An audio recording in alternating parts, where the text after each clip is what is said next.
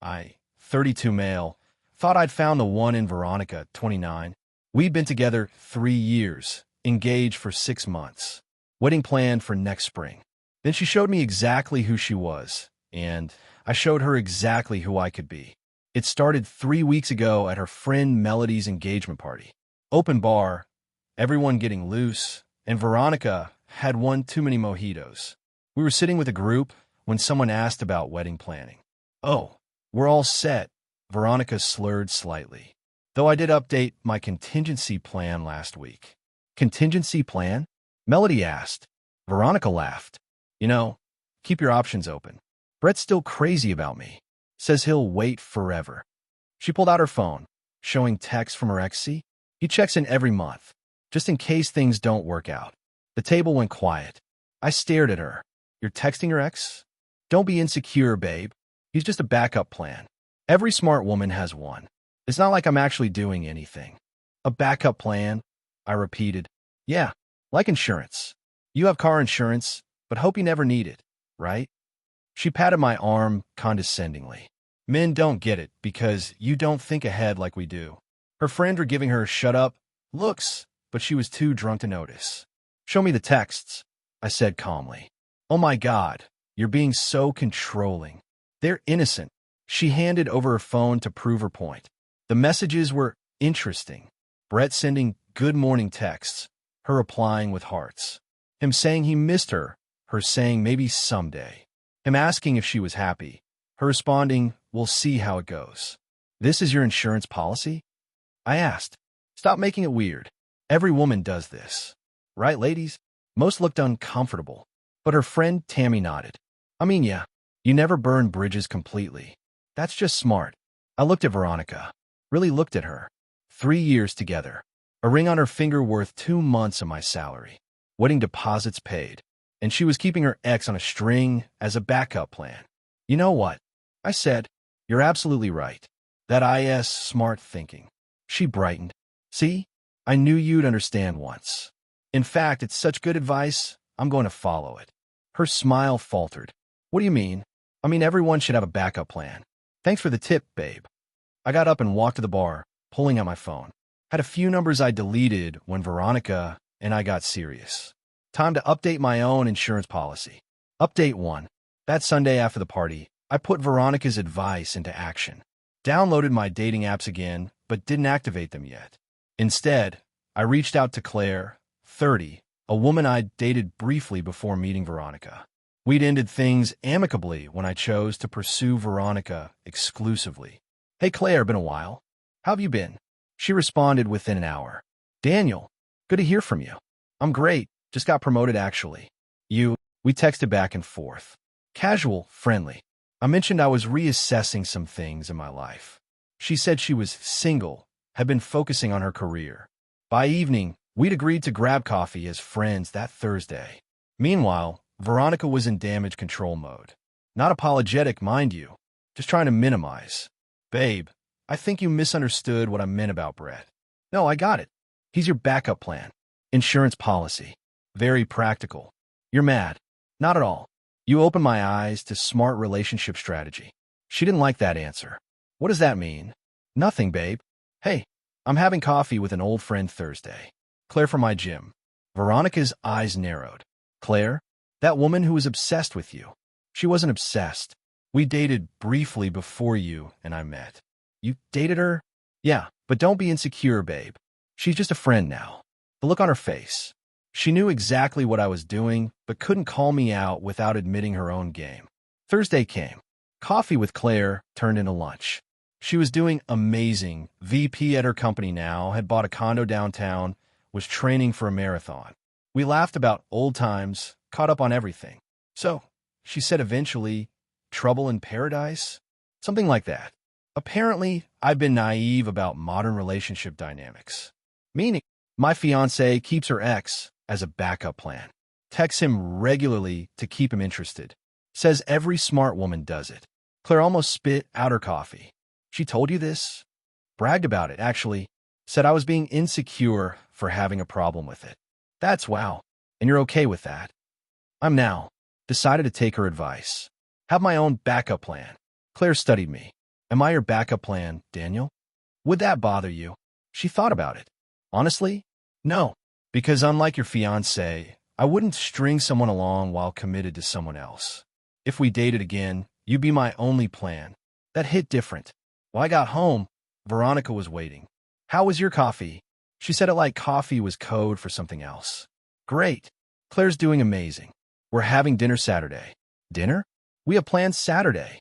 No, you have plans with your sister. I was just going to stay home, remember? She was furious, but trapped. If she complained about me seeing Claire, I'd point out her Brett situation. If she demanded I stop, she'd have to stop too.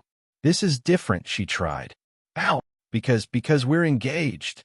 And you're still texting Brett. That's different. Explain how. She couldn't. Update 2. Saturday's dinner with Claire was enlightening. Not romantically. We really were just reconnecting as friends. But she said something that stuck. You know, the fact that she's keeping Brett around isn't even the worst part. What do you mean? The worst part is she told you to your face that you're replaceable. That she's one argument away from having someone else lined up. That's not love, Daniel. That's a business arrangement. She was right. When I got home, Veronica was disaster planning with her friends on FaceTime. She didn't hear me come in. He's being so petty, she was saying. Like, Brett means nothing to me. He's just there. Daniel's totally overreacting. Girl, you need to lock that down, Tammy said. The wedding's in 6 months. I know. I already told Brett to cool it for a while. You didn't cut him off? Another friend, Rachel, sounded surprised. Are you crazy? You never fully cut off a backup. You just manage them better. I clear my throat. They all froze. Don't stop on my account, I said. This is educational. Veronica hung up immediately. How long were you listening? Long enough. So Brett's just on pause, not deleted. Daniel, we need to talk about this Claire situation. Sure. Right after we talk about you managing Brett. She tried a new tactic, tears. I don't know why I kept talking to him. It meant nothing. It was just security, I guess. In case you left me. So you created a situation where I'd want to leave you? Solid strategy. I'll block him. Right now. She pulled out her phone, making a show of blocking Brett's number. Cool. I'll block Claire too. Really? She looks so hopeful. Nope. Her face crumbled. That's not fair. You're right. It's not fair. You kept Brett around for 3 years, our entire relationship. I've been talking to Claire for a week. Tell you what, you get a 3-year head start on. Trust rebuilding. I'll stop talking to Claire in 2027. That's insane. That's math. She stomped off to the bedroom. I slept on the couch. My choice, not hers. I needed to think. Monday morning, I woke up to 73 text messages. Not for Veronica, from Brett. Bro, we need to talk. Veronica told me everything. This is between you and her, leave me out of it. She says you're being controlling and abusive. She's really hurt, man. You don't deserve her. I screenshot everything and sent one reply. She's all yours, bro. Then I forwarded the screenshots to Veronica with a message. Your backup plan is activating. Might want to manage them better. Update 3. Tuesday, Veronica went nuclear. Not at me, at Brett. I came home to her scream crying on the phone. I told you to leave it alone. No, you're not my backup plan. You're nothing. I was just being nice because you're pathetic. She saw me and hung up. He won't stop texting me. The backup plan is malfunctioning. This is your fault. You told him I was available. I said you were all his. Because apparently you always were, just waiting for the right moment. She tried another approach, seduction. Came to bed in lingerie I'd bought her for Valentine's Day. Baby, let's forget all this. We love each other. Wedding's in 6 months. Claire and Brett don't matter. Brett mattered enough to keep around for 3 years. It was nothing. Just texts. Then why can't you understand me texting Claire? Because she struggled. Because she actually wants you. And Brett doesn't want you. Silence. Then, that's different. I don't want him. But you want the option. Yes. Is that so wrong? To know I have options?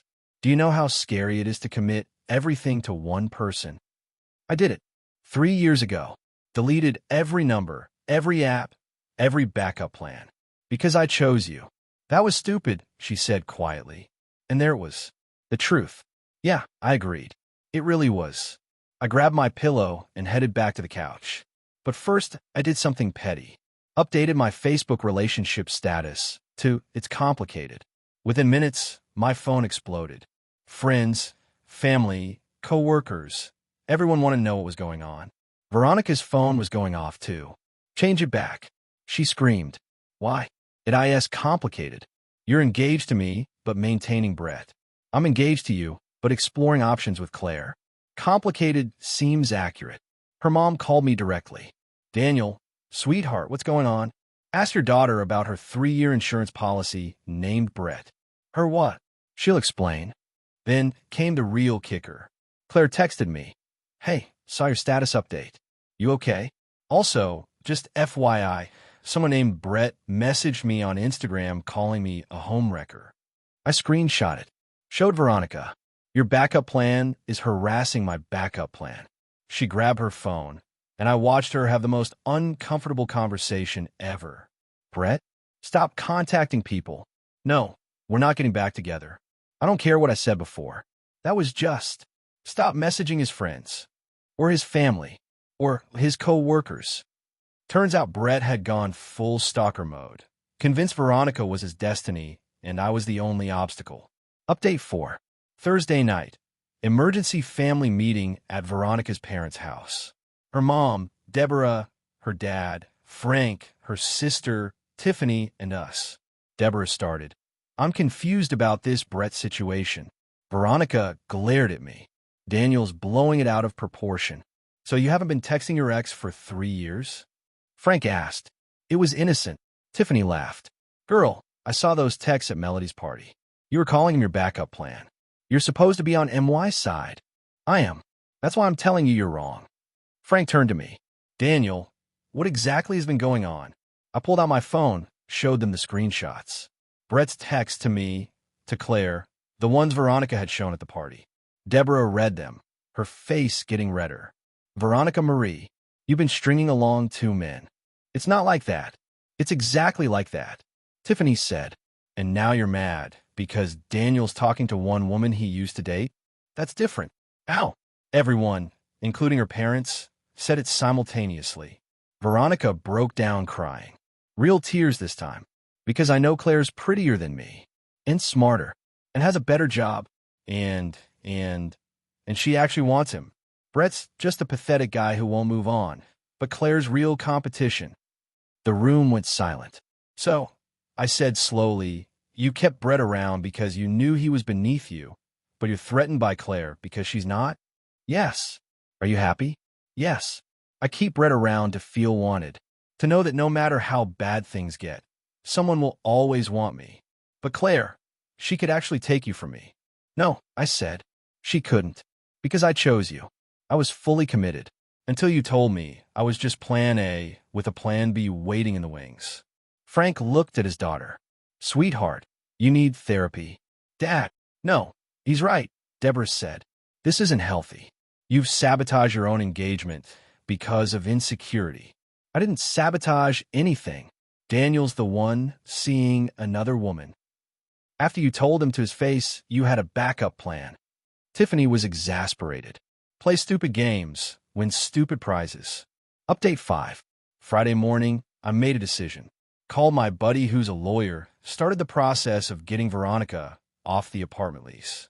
We moved into my place, thankfully, and she wasn't on the mortgage. Just the lease, which was month to month. Also called the wedding vendors. The venue, the caterer, the photographer. Explained the situation, asked about cancellation policies. Most were understanding. The venue even offered to refund half the deposit given the circumstances. That evening, I sat Veronica down. "We need to talk about the wedding." "Finally. Yes, we can work through this. I'll go to therapy. I'll block Brett everywhere. We're not having a wedding." She froze. "What?" "I've already started canceling things. You'll get your dress deposit back if you cancel by Monday. You can't just decide that. You decided it when you kept a backup plan for 3 years. I'll change. Maybe. But not for me. Do it for the next guy. There is no next guy. I love you. Then why did you need Brett?" She couldn't answer. "Here's what's going to happen," I said. "You have 30 days to find a new place. That's more than legally required, but I'm not heartless. Keep the ring. Sell it. Keep it, whatever. Consider it payment for 3 years of being your plan A. Daniel, please. Oh, and Brett? He's been messaging everyone in my contact list. My boss got a LinkedIn message saying I was abusing you. So I've documented everything, screenshots, recordings of you admitting to keeping him as backup. All of it. If he continues, or if you try to damage my reputation, I'll get a restraining order and sue for harassment. She was sobbing now. This isn't how it was supposed to go. How is it supposed to go, Veronica? You keep Brett on the hook forever while married to me? And if we hit a rough patch, you upgrade him or find a plan C? No, I wanted to feel secure. You had security. You had commitment, loyalty, love. But that wasn't enough. You needed a safety net. Well, now you can fall into it. Saturday morning, she made one last play. Showed up with Brett. Yeah, she brought the backup plan to my apartment. Brett was exactly what I expected. Cargo shorts, neck beard, gaming t-shirt, about 50 pounds overweight. Nice enough guy probably, just clearly desperate. We need to talk man to man, Brett said, trying to sound tough. We really don't. Veronica loves me. She's always loved me. You were just a phase. I looked at Veronica. Is that what you told him? She couldn't meet my eyes. Brett, I said, she's been using you. For 3 years, you've been her emotional support blanket. Someone to make her feel wanted when we had a fight. You deserve better than being someone's backup plan. That's not true. Tell him, V. Veronica mumbled something. What? Brett asked. I said you're my backup plan. We're my backup plan. Brett's face crumbled. But you said... I know what I said. I'm sorry. He turned and left. Just walked away. Honestly felt bad for the guy. Veronica stood there. I've lost everything. No, you threw everything away. There's a difference. Final update. It's been a month. Veronica moved out 2 weeks ago. Went to stay with her parents. According to Tiffany, who still texts me occasionally, she's in therapy twice a week and has sworn off dating for a while. Brett apparently went nuclear on social media, posting their 3 years of texts, showing how she strung him along. It was brutal, but honestly, she had it coming. Her Every Smart Woman Does This friend group got exposed too. Turns out Tammy was doing the same thing to multiple guys. The whole thing became a local scandal in our social circle. Claire and I, we're not dating. Not yet. Maybe not ever. But we're friends, and she helped me realize something important. I deserve someone who chooses me completely, not someone who keeps one foot out the door. The wedding would have been next month. Instead, I'm taking a solo trip to Europe. Used the wedding savings for it. Posted the itinerary on Instagram with a caption, upgraded my honeymoon to a self-discovery tour. No backup plan needed. Veronica commented, I hope you find what you're looking for. I replied, already did. Someone who chooses me 100%, not 70% with a 30% backup plan. She deleted her comment. Last I heard, she's been trying to date, but it's not going well. Turns out, when everyone in town knows you kept a 3-year backup plan, guys aren't eager to be your plan A or your plan B. Brett's moved to another state, according to his LinkedIn. Me? I'm good. Better than good. I learned something valuable. When someone shows you that you're replaceable, believe them. And more importantly, realize that they're replaceable too. The irony is, if Veronica had just been honest and committed, we'd be getting married next month. Instead, she's in therapy, I'm going to Rome, and Brett's in therapy too probably. All because she needed a backup plan. But hey, at least she was smart about it, right? Update to the update. Claire just texted. Buy you a drink when you get back from Europe? As friends, or whatever we decide we are by then. I replied, no backup plans? No backup plans. You're either all in or all out with me. Then it's a date. Maybe Veronica did me a favor after all. She taught me the difference between someone who keeps you as an option and someone who makes you their choice. Guess I should thank her for the lesson.